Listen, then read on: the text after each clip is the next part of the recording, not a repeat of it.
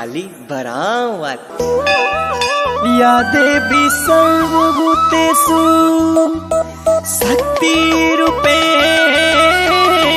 संस्थिता नमस्तस्यै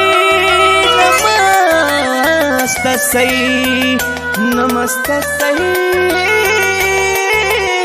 नमो नमः। सूरज के लौके लागल देखा ललैया आहो भाग्य घरे सबके आवता हरि मैया।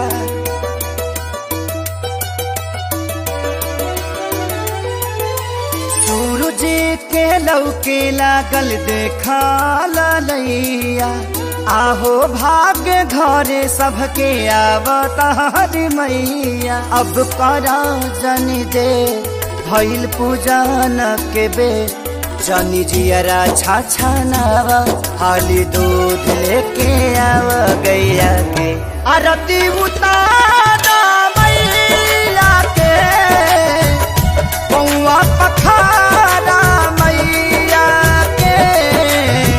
बड़ी भागे आईली माता रानी हो सेवा में खड़ा हो पानी हो।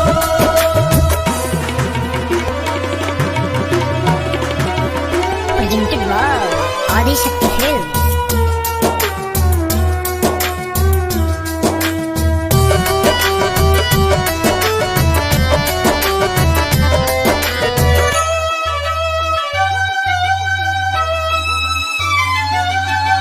आचार से केहू पगरी से तो जब बाहर यही है जौना डगरी से।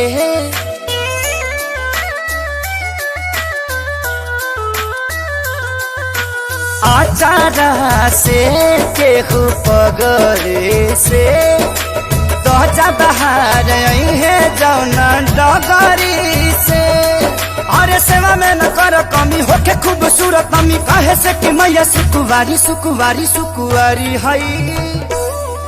अब करा जन दे भइल पूजन के बे मालिन के बोलाव अढ़ौल तू चढ़ाव पैया पे आरती उतारा मैया के पौआ पखारा मैया के।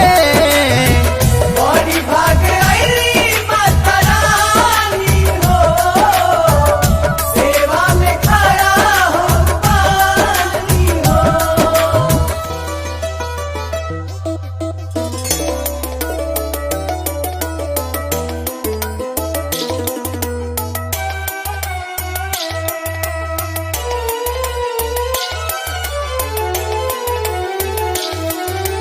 धरती के भाग दुए बेहरा जागेला चाही तो कुआर बड़ा नेक लगेला।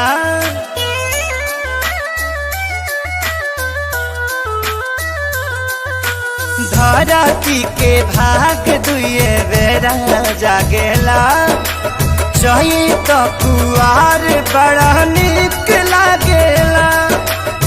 मुस्काते मैया आई गैली रंग नैया बेटा खेले सीखे सारी खेसारी खेसारी के।